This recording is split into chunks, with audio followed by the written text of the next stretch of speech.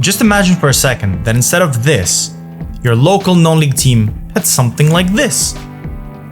Ooh, shiny.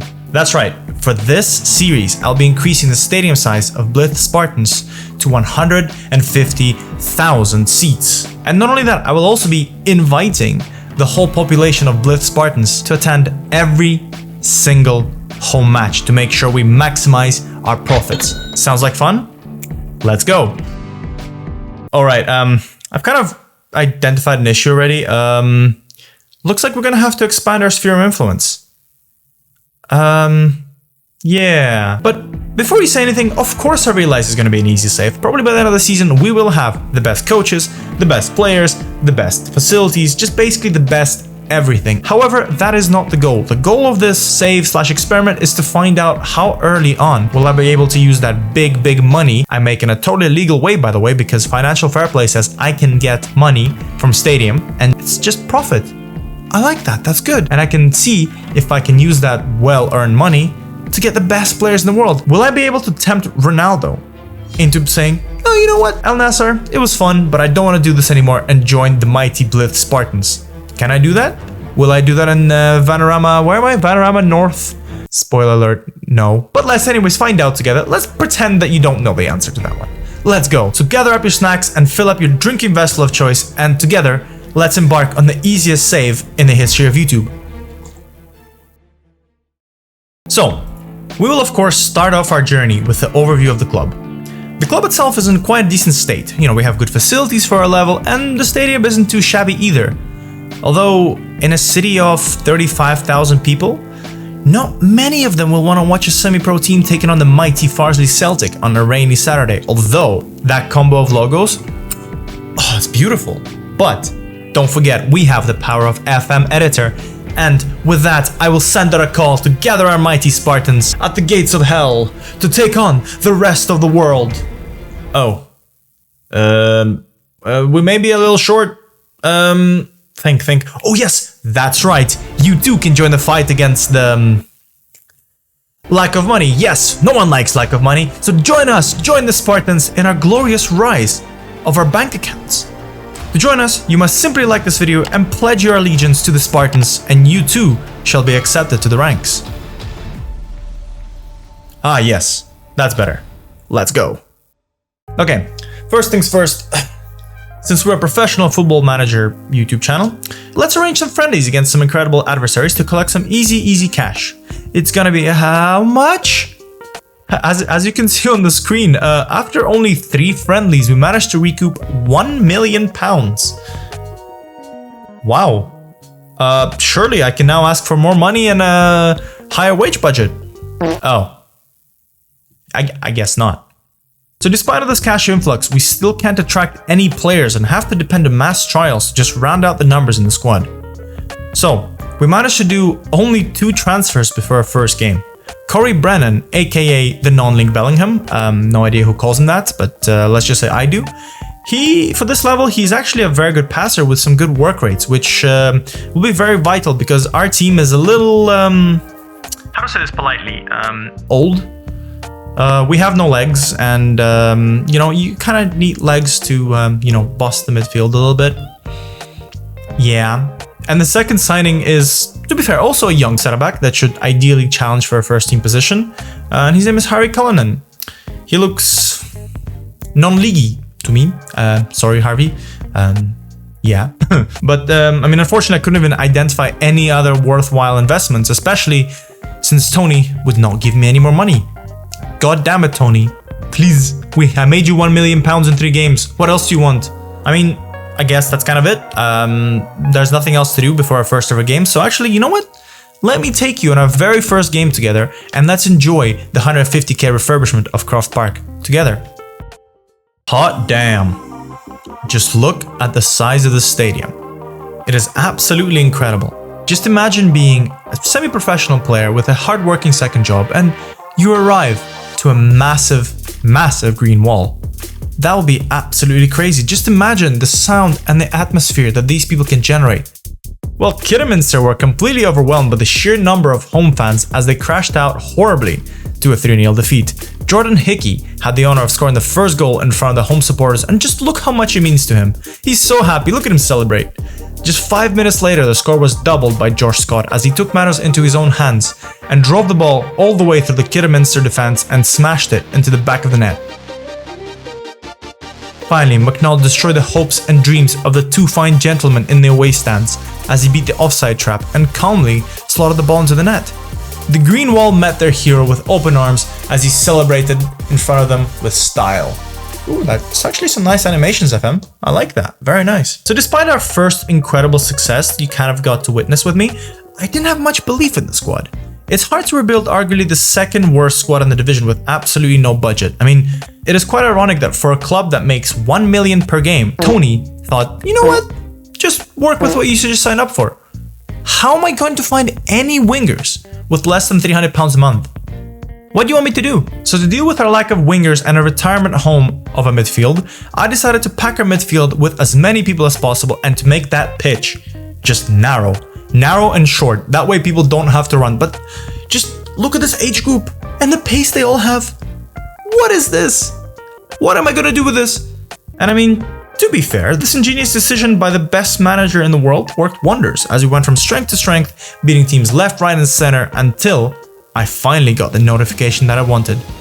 We have money, ladies and gentlemen. Oh yes, we can finally buy our way to the title. Haha, just like real football should be played.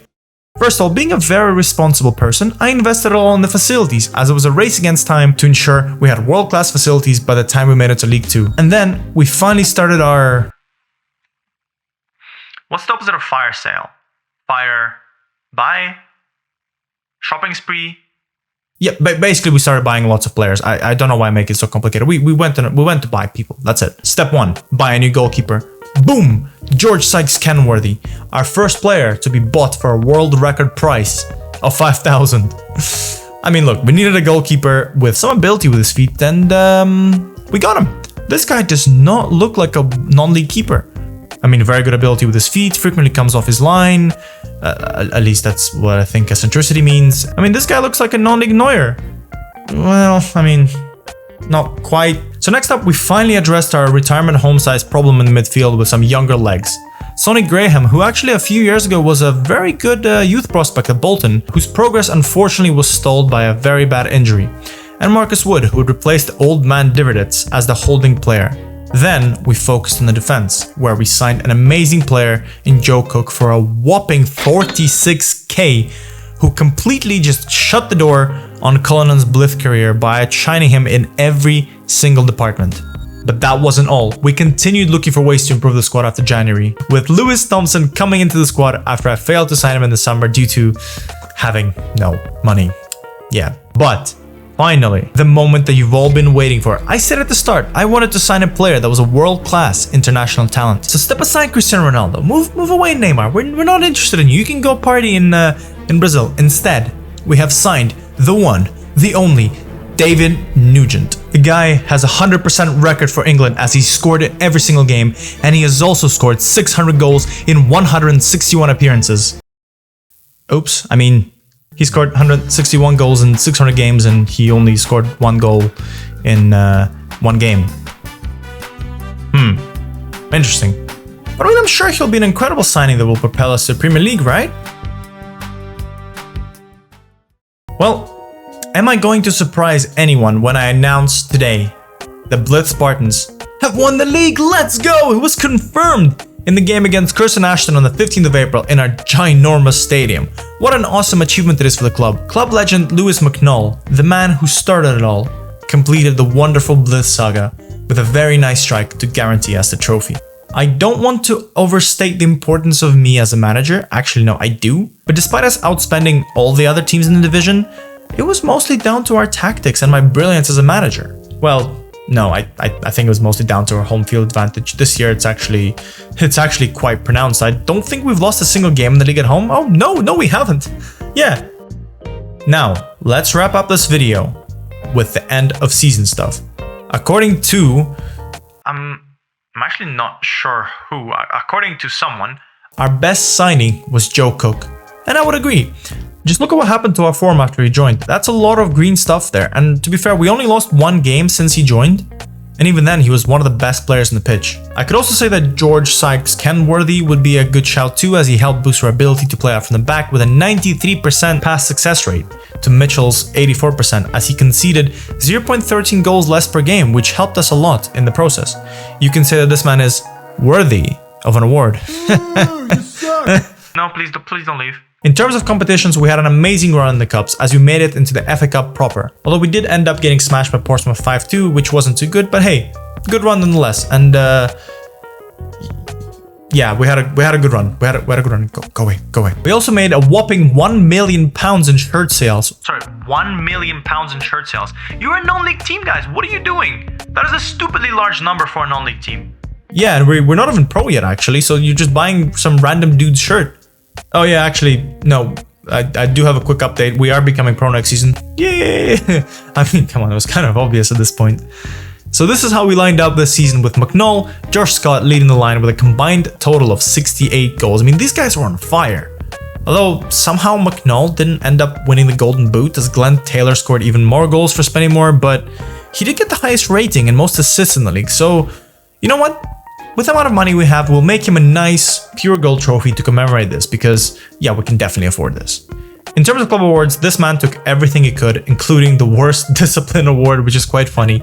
He came in, he thought, I'm gonna be the best player at everything, and he became that. And I will agree, this without him, we would have not been promoted. Like, you just can't overstate how much of an important player he was. Oh yes, and actually, that's actually quite cool. I forgot, I actually managed to get a very nice youth player from a very first intake. Say hello to Zacharias Mestra. The Portuguese mad lad makes for a very, very good target forward. You know, he's tall, got good finishing,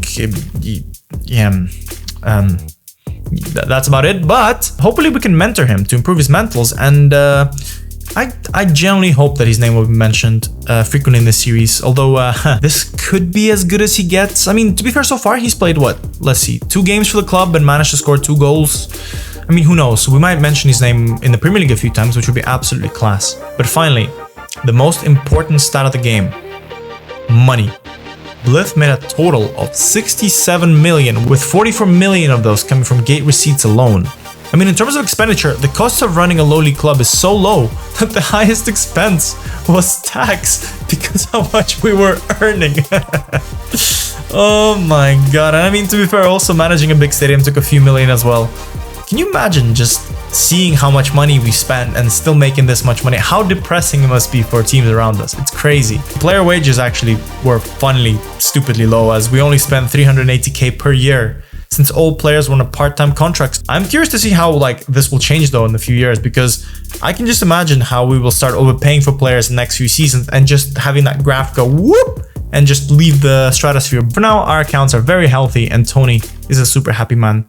So there you have it. I mean, unfortunately, we didn't succeed in our goal of signing a world-class player, but, you know, no one wanted to come to us. Apparently, Blyth is not a very exciting place to be. I hope you guys enjoyed this video. If you did, leave a like and tell me in the comments what other things I could focus on and show it to you guys. I kind of want to cover this, see as far as it goes. Obviously, probably by the time we get to the Premier League, it's not going to be as interesting, but I do want to see if, in non-leagues next year, I can sign a big player that you guys recognize, or even just getting some championship guys to come down. It'd be quite cool. Kind of like Wrexham or bring a League 2, League 1 player. That'd be quite exciting. Yeah, if you guys have any ideas for any other cool things you want me to attend, why not? Let's try. I have lots of money to burn, and who knows, this could be an exciting save for you guys. Anyways, I hope you have an awesome day, and I'll see you in another video.